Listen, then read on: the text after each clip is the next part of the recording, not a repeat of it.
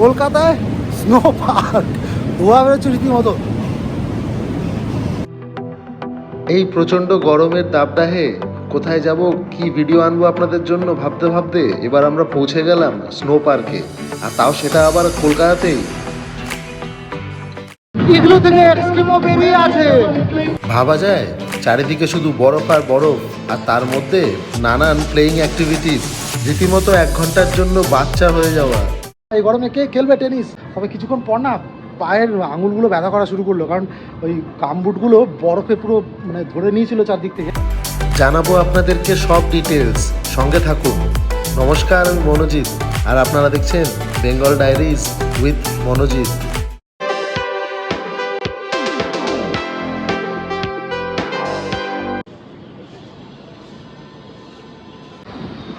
চলে এসেছি এক্সেস মলে। বিভৎস গরম, বাইরে 40 ডিগ্রির উপরেই হবে।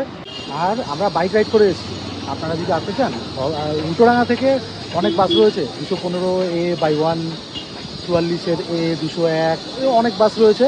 চলে আসতে পারেন নিউ টাউনে এক্সেস মলে। আর ট্রেনে শিয়ালদা থেকে মেট্রো করতে পারেন, সেক্টর 5, 10 টাকা নেবে। ওখান থেকে অটোয় করে চলে আসবেন, 15 টাকা নেবে। এখানে কেন এসেছি? প্রচণ্ড গরম। তো এই এক্সিস মলের 6th ফ্লোরে রয়েছে স্নো পার্ক, তো সেটার মজা নিতে এসেছি। চলুন দেখি কীরকম এখানকার স্নো পার্ক। আর জানেন তো সূর্য মামার সংসারে অশান্তি চলছে। হ্যাঁ, প্রচণ্ড রাগারাগি আরো বাড়িয়ে চলছে, এত ভোল্টেজ বাড়িয়ে দিয়েছে আর পারলাম না। মনে হচ্ছে যেন আতস কাজ নিয়ে দেখছে আমাদের না উপর থেকে। তো যাই, এই গরমে একটুখানি স্বস্তির জন্য এসেছি, আপনাদের সাথে শেয়ার করবো সব ইনফরমেশন। চলুন উপরে যাওয়া যাক। দেশের অন্যান্য জায়গায় আছে, বড় আছে এর থেকে, আমাদের এখানে একটা ইউনিক ব্যাপার, তো সেটা এক্সপিরিয়েন্স নিতেই এসেছি।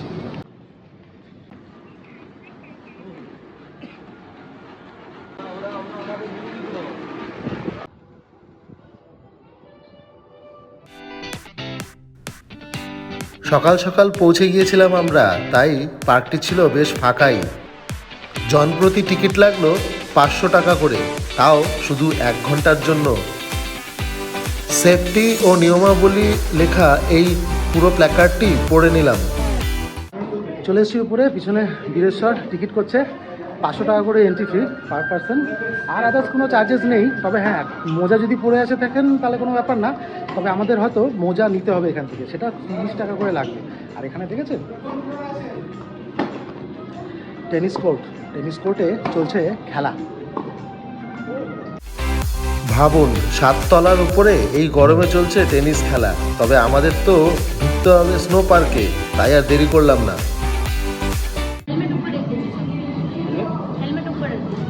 উপরটা উঠি না, সক্স ক্যারি করে নিন, সক্স লাগবে। ঠিক আছে, আচ্ছা। এখানে লকার ভাড়া পাওয়া যায় 100 টাকার বিনিময়ে, এবং ফেরার সময় চাবি ফেরত দিলেই সেই 100 টাকা রিটার্নও হয়। জ্যাকেটটা পেয়ে গেছি, বীরেশ্বর নিয়ে নিয়েছে জ্যাকেট। চলো বীরেশ্বর, এখানে বসে পড়ে নাও। এই দেখুন আমাদের গেট আপ দেখছেন, বীরেশ্বর পড়ছে এখন জ্যাকেটটা, এক্সকিমোদের মতন লাগছে, রাফস করে নিয়েছি। জুতো ও শীতের পোশাকের জন্য কোনো চার্জেস লাগে না। তৈরি দেখছেন, ঘেমে নেয় একাকার, কিন্তু ঢুকবো ভিতরে, ভিতরে ওয়েদার অন্যরকম হবে। ঢোকার আগে দেখলাম জায়গাটি বেশ পরিপাটি করে সাজানো, এমনকি রয়েছে একটি সেলফি পয়েন্টও।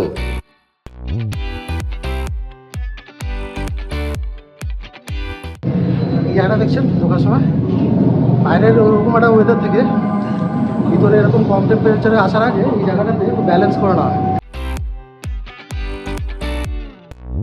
বলতে বাধ্য হচ্ছি, বাইরে ওই 42-43 ডিগ্রি তাপমাত্রা থেকে হঠাৎ করে এমন একটি পরিবেশে এসে পড়ায় বেশ অবাক হলাম।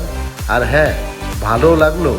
ঢুকেই দেখলাম ফাঁকা পার্কটিতে আমরাই প্রথম এসেছি আজকে, আর সে কারণে আমাদের জন্য ছিল পুরো খোলা ময়দান। ব্যাস, আবার কি, ব্যবহার করা শুরু করলাম এখানকার সব রাইডগুলি। কচিকাচাদের কথা ভেবেই এখানে বানানো হয়েছে বেশ কয়েকটি রাইড, তার মধ্যে এই স্লাইডটি বীরেশ্বরের বেশি পছন্দ হলো।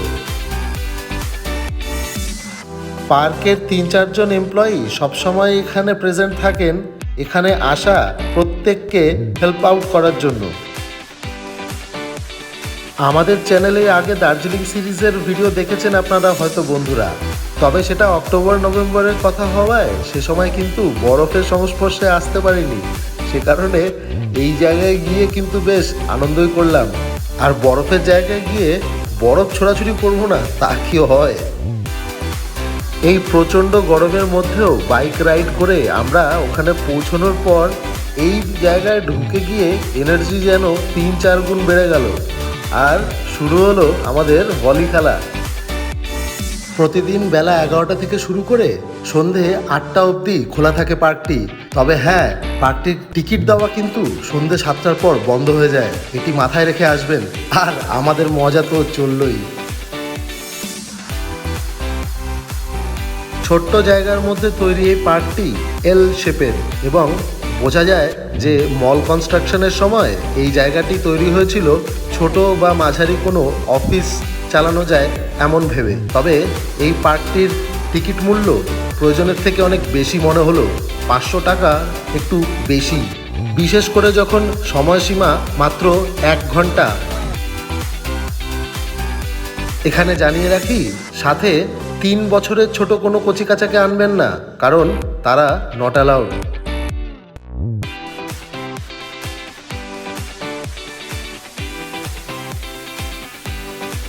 বিনোদনের জন্য যে কটি জিনিস এখানে বানানো রয়েছে তার মধ্যে এক্সকিমোদের এই ইগলু এবং এখানকার কিছু প্লেয়িং অ্যাক্টিভিটিসের মধ্যে ফুটবল, ভলিবল এবং এখানকার যে স্লাইডগুলি আছে, আপনাকে এগুলোর মধ্যেই সন্তুষ্ট থাকতে হবে।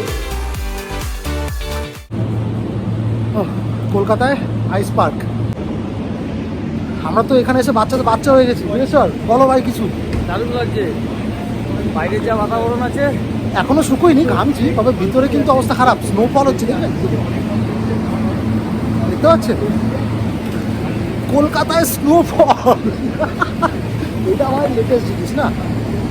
হ্যাঁ, দেখুন মনে হচ্ছে না স্নোফল হচ্ছে, বড় কুচে হাওয়ায়।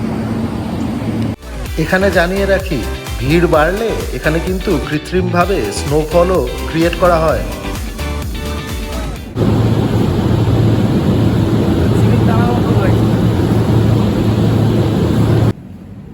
পার্কের কোনায় বসার জন্য ছোট্ট গুহা বানানো রয়েছে। জায়গাটি খুব বেশি বড় না হলেও, তবে হ্যাঁ যথেষ্ট ঠিকঠাক আছে। রাইড আছে কয়েকটা, কচিকাচাদের জন্য খুব ভালো। আর বড়রা আসলে এখানে কিছুটা শান্তি পাবে। জায়গায় জায়গায় এরকম বসার জায়গা করা হয়েছে, দেখে মনে হবে যেন প্রাগৈতিহাসিক জায়গা।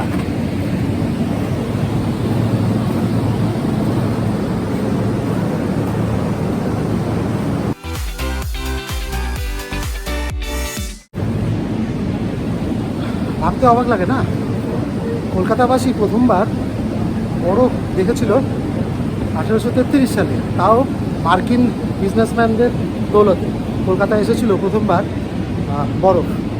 আর উইলিয়াম বেন্টিং তার জন্য যিনি নিয়ে এসেছিলেন, উইলিয়াম রজার্স, তাকে দিয়েছিলেন দারুণ পুরস্কারও। হ্যাঁ, তখন সেটা একটা বিশাল বড় ব্যবসা ছিল। আর কলকাতায় ব্যানসাল কোর্টের পাশে প্রথম আইস হাউস হয়েছিল। সেটা অবশ্য তখনকার ইংরেজরাই সেখানে যেতেন। তবে আজকে আমাদের কলকাতায় এই নিউ টাউনে এরকম একটা আইস পার্ক হয়েছে শুনে ঘুরতে না এসে থাকতে পারলাম না। বাইরে ওরকম গরমের দাবদাহের মধ্যে একটা দিন, হ্যাঁ 1 ঘন্টার সময় খারাপ না, কি বলিস? বাচ্চা কাচ্চাদের আনলে তারাও মজা পাবে। আপনারাও আসবেন, কাছের থেকে কাছে আছে, খুব ভালো জায়গা। চারিদিকে বরফ, আর বাচ্চাদের জন্য কিছু রাইডস আছে, মিউজিক আছে, আর কৃত্রিমভাবে স্নোফলও করানো হয়। আর কি চাই, তাই না?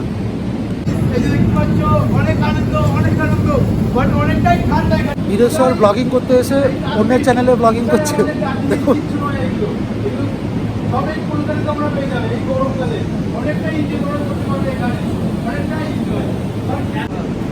কলকাতায় স্নো পার্ক, ধোয়া বেরোচ্ছে রীতিমতো। তবে সাজেস্ট করব, এখানে আসলে দুপুরের দিকে কি বিকেলের দিকে আসুন, তাহলে সন্ধেবেলায় এক্সিস মল এবং তার আশেপাশের জায়গাগুলিকেও উপভোগ করতে পারবেন। কারণ এখানে সামনেই রয়েছে নজরুল তীর্থ, চাইলে মুভিও দেখতে পারেন, প্ল্যান করতে পারেন নিজেদের সুবিধা মতন। কিংবা সকাল সকাল এখান থেকে 1 ঘন্টা ঘুরে চলে যেতে পারেন এখান থেকে মাত্র আধ ঘন্টা দূরে থাকা অ্যাকোয়াটিকাতেও। এই গরমে ওটিও একটি ভালো অপশন, তবে ওটিও যথেষ্ট এক্সপেন্সিভ। শেষ কবে বাচ্চাদের মতন এমন আনন্দ করেছি মনে পড়ছে না, তবে হ্যাঁ এক্সপেন্সিভ হলেও এই এক্সপিরিয়েন্সটা কিন্তু দারুণ। কি করছিস? পাশে একটা আছে কিন্তু।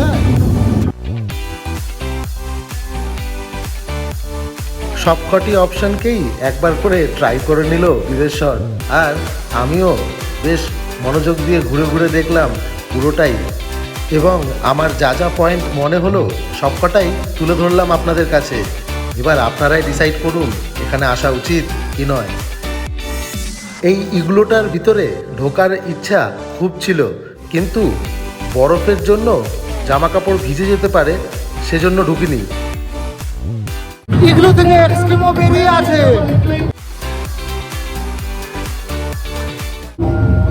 বাইরে বেরোনোর সময় আবার এখানটা কিছুক্ষণ বসুন, এটাকে ব্যালেন্স আউট করার জন্য রাখা হয়েছে, কারণ বাইরের টেম্পারেচার আর ভিতরের টেম্পারেচারে অনেক তফাৎ। তো মাঝখানে এই জায়গাটাতে আপনি কিছুক্ষণ রেস্ট নিলে একটু ব্যালেন্স আউট হয়ে যাবেন। হ্যাঁ, বাইরে গিয়ে যে গরম 4 গুণ লাগবে এটা আমি অস্বীকার করছি না, তবে শরীর খারাপ হওয়ার চান্সেস খুব কমে যায়। কিছুক্ষণ এখানে রেস্ট নিন, তারপর চলুন চলে যাক। অন্য ইউটিউবার ভাইটিকে বিদায় জানিয়ে আমরা বেরিয়ে পড়লাম। এবার বেরোনোর মুখেই কিন্তু এখানে চা কফির ব্যবস্থা আছে, তবে এক্সপেন্সিভ। জ্যাকেট, শু এবং গ্লাভস রাখার জন্য রয়েছে আলাদা আলাদা কন্টেইনার, সেগুলিতে নিয়ম করে রেখে দিতে হলো। আর তারপর আমরা এবার এগিয়ে যাব বাইরের দিকে। সবার আগে হেলমেটগুলো কালেক্ট করতে হবে। এখানে বলে রাখি, আমাদের সঙ্গে বিশেষ কিছু না থাকায় আমরা কিন্তু লকার নিইনি। বাইরে বেরোলেই আবার সেই গরম আবহাওয়া। বাইরে বেরিয়ে চলে এসেছি। হ্যাঁ, সেই টেনিস কোর্টের পাশে দেখছেন, টেনিস কোর্ট তখন খেলা হচ্ছিলো, এখন পুরো ফাঁকা। এই গরমে কে খেলবে টেনিস? আমরা ওই ভিতরে স্নো পার্কে ছিলাম, ভালো লাগছিল, তবে কিছুক্ষণ পর না পায়ের আঙুলগুলো ব্যথা করা শুরু করলো, কারণ ওই গামবুটগুলো বরফে পুরো মানে ধরে নিয়েছিল চারদিক থেকে, আর দীর্ঘক্ষণ পরে থাকার জন্য ব্যথাও হচ্ছিল। হ্যাঁ, এক কথায় একটা অন্যরকম এক্সপিরিয়েন্স, খুব বেশি বড় না, তবে আছে ফিচার্স। ভিতরে কিছু রাইডস আছে, মিউজিক হয়, আর অনেক লোক হলে তখন ইয়েও করা হয়। এরকম ভিড় হচ্ছে আস্তে আস্তে, সময় যেতে যেতে ভিড় বাড়ছে, তো কৃত্রিমভাবে স্নোফলও করা হয়। কচি কাচারা খুব আনন্দ পাবে, আর বড়রাও বাচ্চা হয়ে যেতে পারেন আমাদের মতন, বিশেষ করে আমরা যেরকম হয়ে গেছিলাম।